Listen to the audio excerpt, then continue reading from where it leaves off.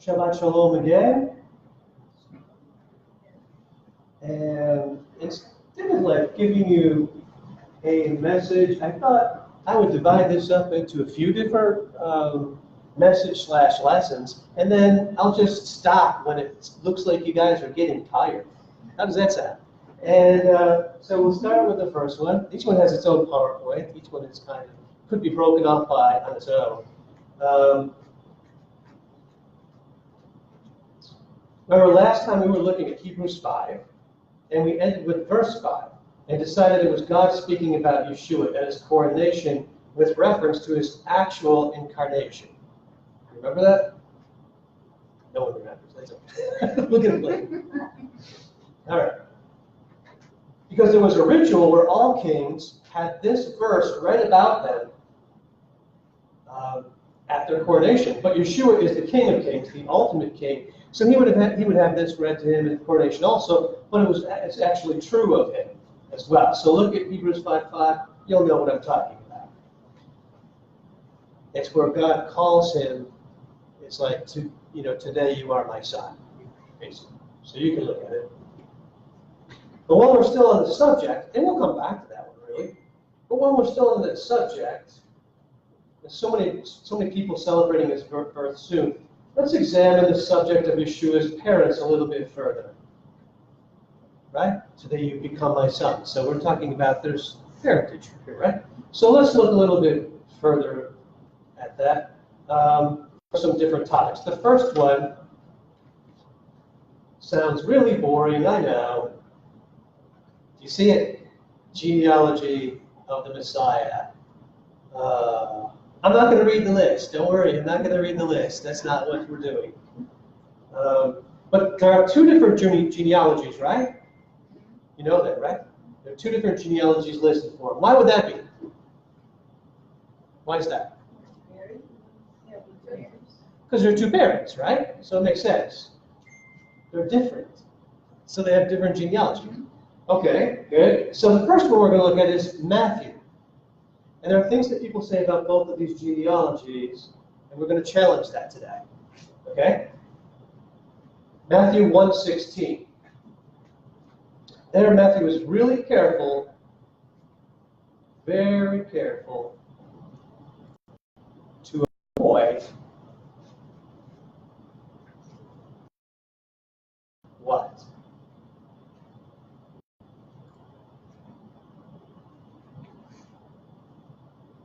If you look at all the other ones, so-and-so begat so-and-so, so-and-so begat so-and-so, so-and-so begat so-and-so.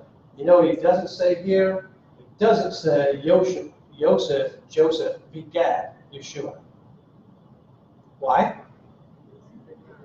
He didn't. It was a virgin birth, right? Okay, so first there's a language issue you should know about. The word begat is used in an ancestral way here, okay? Not in a direct paternal way. Sometimes it's direct paternal, of why it puts this, but this is in an ancestral way. The language could go either way. Here it's ancestral. Why do I say that? Does anybody know? And it's perfectly acceptable in the Greek, by the way. Perfectly acceptable. It's important because there are some names missing in this genealogy. Okay? Did I list them up there? I listed up there. I don't know how well you can see. Ahaziah, Yoash, Amaziah, Jehoiakim. And you can see their names. You can confirm what I'm telling you, because it's important to do that. Don't trust other people completely. Look for yourself in the scriptures. So you can see in 2 Chronicles 22:1, 22:11, 24:1, 24:27, 36:4, you'll see these people missing. Okay? Given the missing names, why are these? He gives us 3 sets of 14.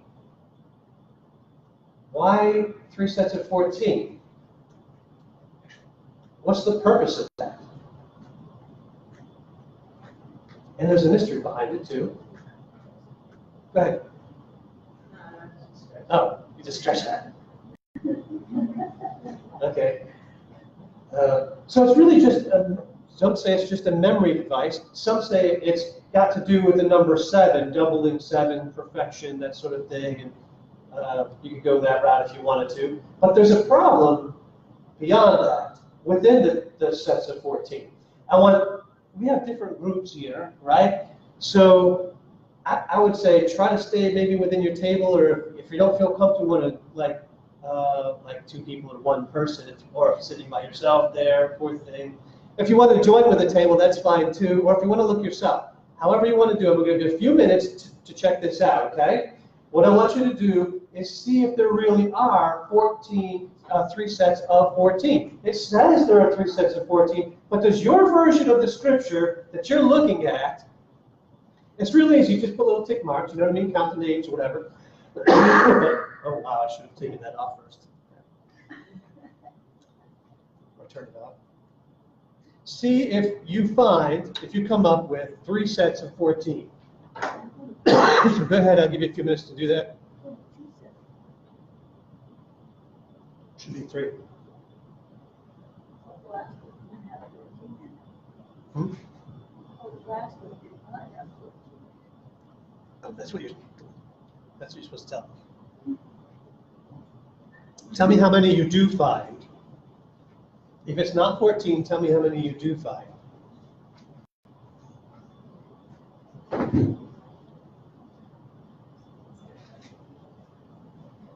So yeah, you're welcome to work with each other, compare answers, I don't care. It's an open book test, obviously. I don't expect you memorized all the names.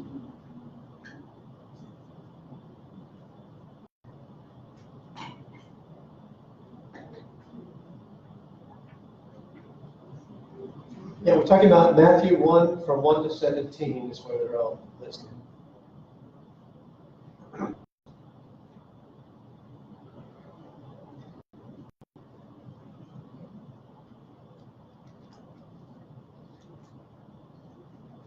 We have pens up in the front if you want to borrow one and make your tick marks or whatever.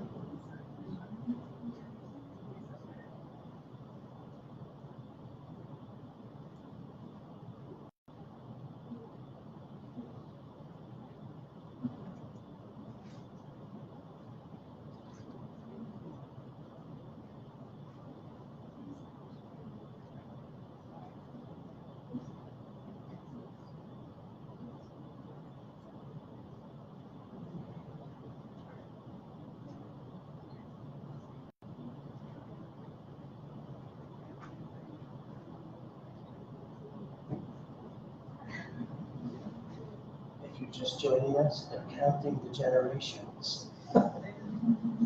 It's like dead time for them, right? So try to join us. Look in Matthew 1, verses 1 through 17, and see if you find 3 sets of 14 generations, or if you find something else.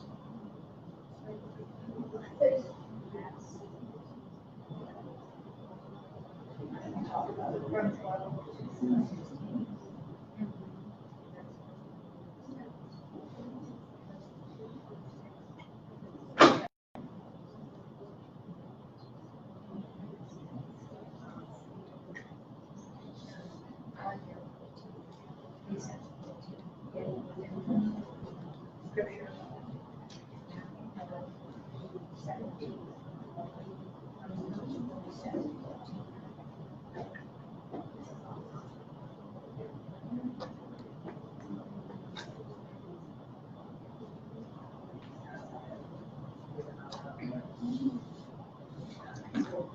There are at least 2 people who already kind of know a little bit about this.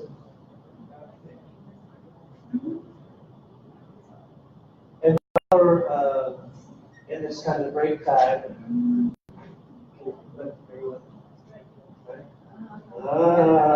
congratulations. Sydney, for finishing keeping 1 or 2.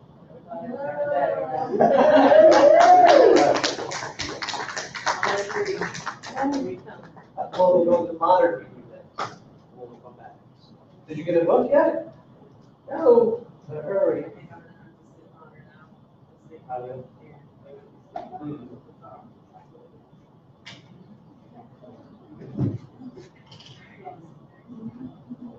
All right, how are we doing? You still counting? I'll give you a couple more minutes. Looks like someone's still counting.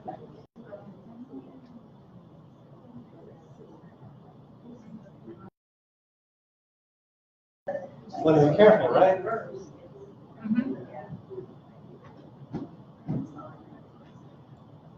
I'm also hoping, like, with our table in this new location, that our connection stays good. You never know.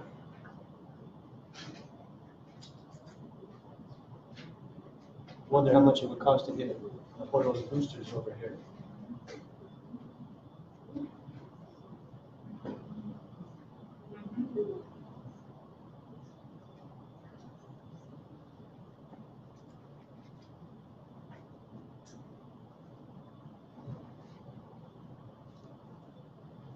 Maybe I better open up there too, in case there are any arguments or something, right?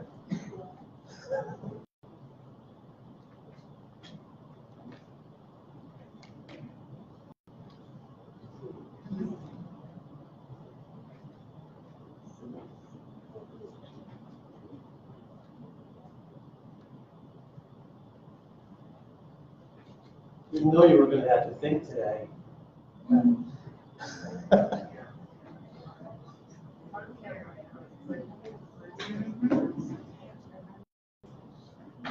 Now, some of you look like you're very busy still. I'm wondering if that's because you think there's a problem, or if it's because you still like counting.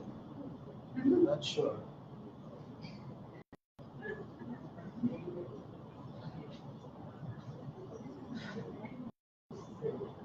Maybe you're thinking you can resolve it if you stare at it hard enough, long enough.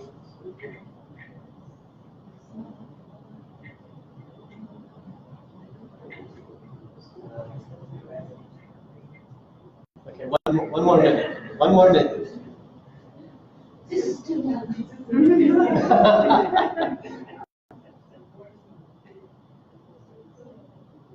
Because we know there can't be an error in the scripture. There has to be an answer of some kind. All right. So he only gets the 14 notes he left out.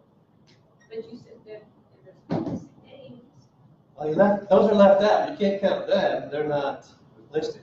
But he's like trying to get the 14. Shoehorning the 14 in there by leaving those out. Hang on, let everybody. Okay, 410. So we'll start looking now. So how many did you get in that first group? Did everybody get 14 in the first group? Yes. Everybody good in the first group? Someone said no. Uh-oh. She's sick, so that's all right. We'll forgive her. She's sick today. But everybody else good? Everybody else get 14? All right. The second set. Did everybody get 14 in the second set? 14's over there. Looking good. 14. Okay. So what about the third set? How many did you get in the third set? I'm hearing 13s everywhere. There you go. Did you get 13? 11? Wow. Something happened. I got 12. 12? Wow. Maybe we better work hard together at the third set. Okay, answer. You should have 13 in the third set. So we could examine that together. That's why, it'd be good to work in groups to see what, who missed whatever you could work together for that. But there should be 13 is what you should be finding. But really, you should be finding 14. The problem with the 14 doesn't have to do with the actual original scripture. It has to do with your translation. Yeah. Okay, so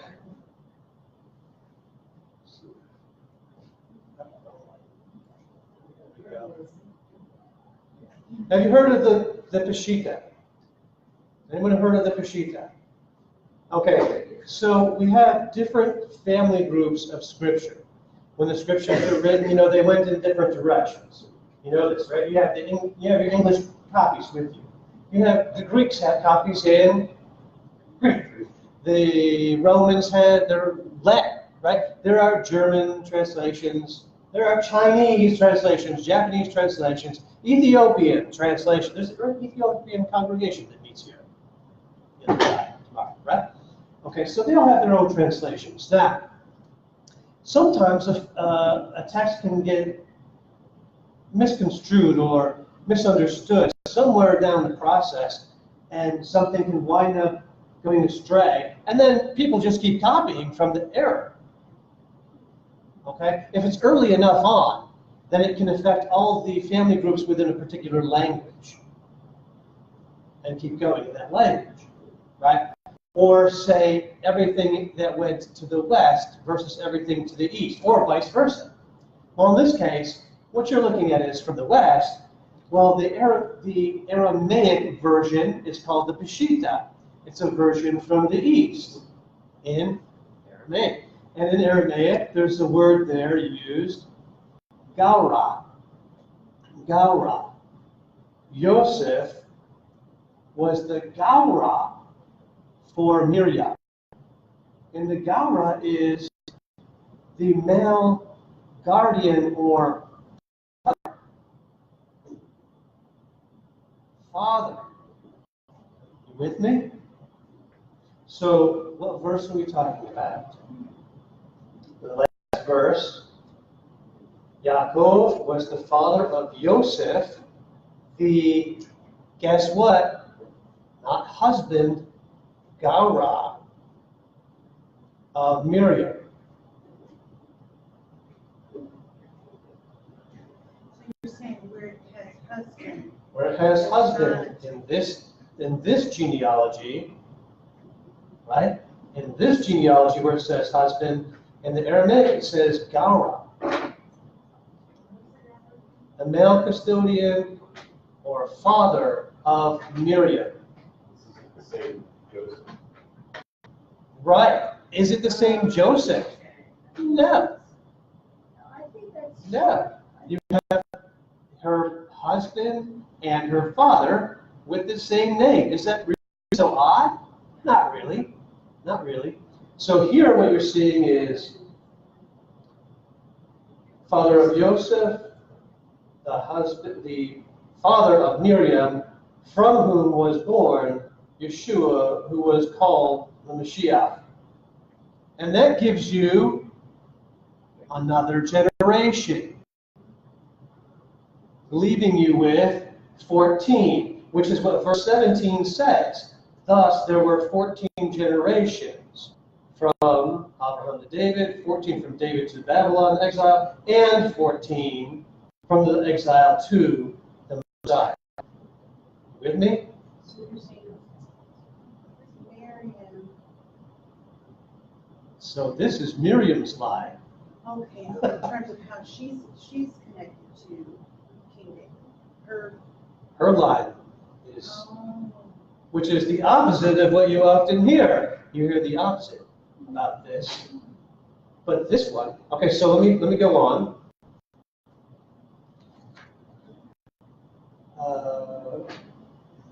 So, like we said, it's Miriam's. So that's my suggestion. I'm suggesting this to you. It solves the 14 generation issue. Now let's look at the other side, the genealogy of Luke, right? Because that one, there's a claim that it's Joseph. So let's look at that one. Don't worry, you don't have to do any counting over here. Luke 3. It starts with verse 23 and ends in verse 38. Luke 3, 23 to 38. It's up on the board behind me, anyway. Give you a second to go there.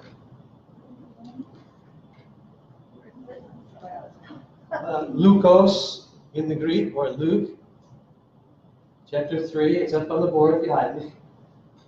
There you go. Verses 23 through 38. So this is the second genealogy.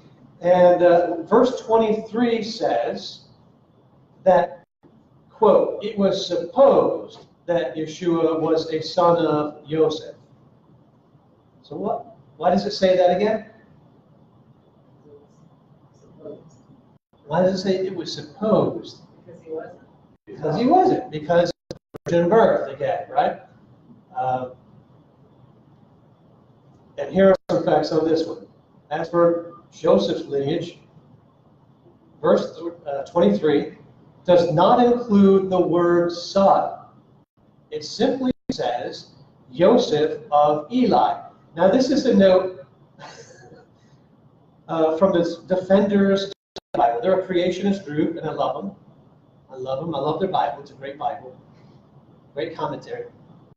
But here, not so much. So the Defender Study Bible, which I usually love, says it would be legitimate to say he was a son or a son-in-law. Does that sound right to you? Beyond that, the Defender Study Bible fails to mention that the Greek does not include the word son in verse 24 either, or verse 25, or verse 26, when it's giving all the rest of the lineage. It's trying to say, in other words, they're trying to say there's an issue there. Joseph doesn't need to be the father in this verse because it doesn't say son. But it doesn't say son in any of these verses in the Luke genealogy. You see, they're all listed in the same exact way. So you can't claim that it's something different. And after verse 23, where Yeshua, it doesn't say that anywhere in this genealogy. After verse 23, of course, there it says where Yeshua was supposed to be the son of Joseph. So I believe this is Joseph's genealogy, not Miriam, because it says very clearly, just as all the other ones do, it shows the same relationship of father to son, father to son. Do you see what I'm saying? Luke 3:38 is interesting as well, where Adam, or Adam, is said to be of Theos, in the same way Yeshua was of Joseph, in the same way all of them are of the one who was before them. That's what the terminology in Greek is saying. Or we might say of God. So Adam was a son of God, is what it says. In fact, that is probably what your English version says. This idea was not unique. We see it in Genesis 6:2, Genesis 6:4, Job 1:6, Job 2:1, and 38:7, and John 1:12, and 1 John 3:2,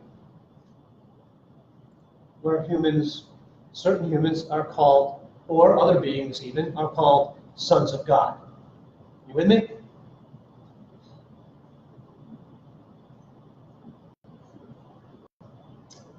Okay, so there's the lineage issue. Why did they bring that one up? Good question. If it doesn't say the son of, what does it say? Oh, it just doesn't say son. It says of whoever, of whoever, of whoever. The word son is in there.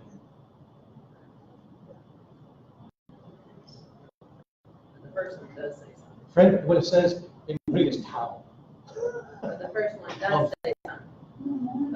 The first one has the word son, but it's only where it's that's where Yeshua's relationship to Joseph, and it doesn't say he is. It said he was supposed to be the son. But the first genealogy marries. That one does use. Oh, and that one, yeah.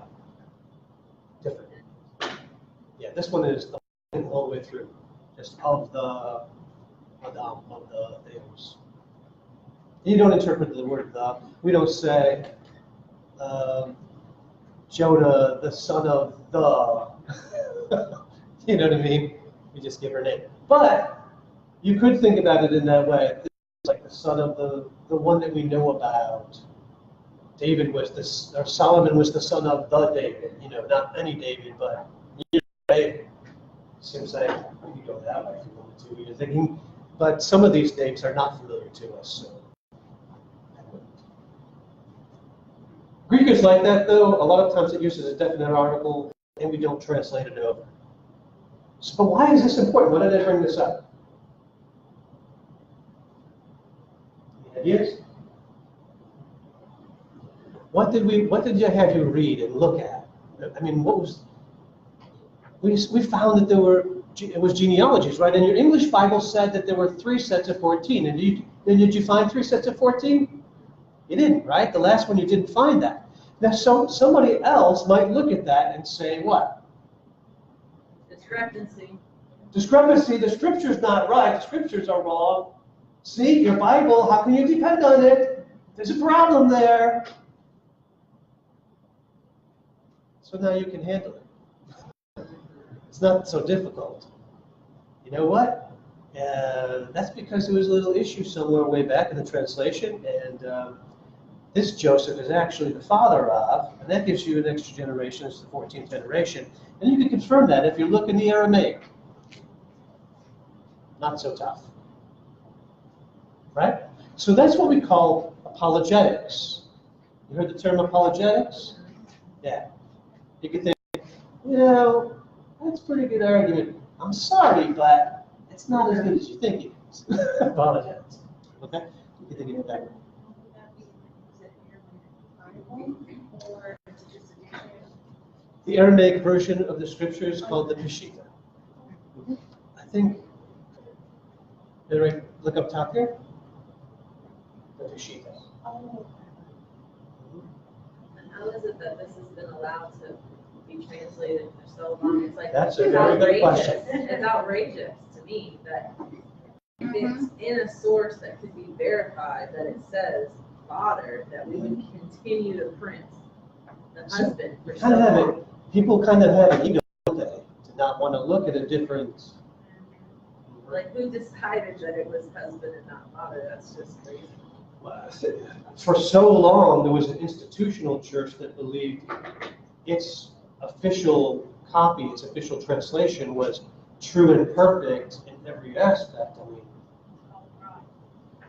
it is called. I know, but it's It is called. 2019. Like, can we get a reprint? Can we recall this? I mean, who do we need to talk to about this? But the key point, I mean, and that's something to bring up. That is something to pay attention to. That's why we need to be able to look at the scriptures ourselves and see things for ourselves. That's one thing. And the flip side, and the other thing, of course, the more important thing is to recognize in your own mind, your own heart, hey, the scriptures are not where the problem lies. Okay? It's with humans and their interpretation sometimes of the scripture. Or pride. Right? Okay, so that's that one. I'm going to go ahead and stop this recording and start another one instead. All right.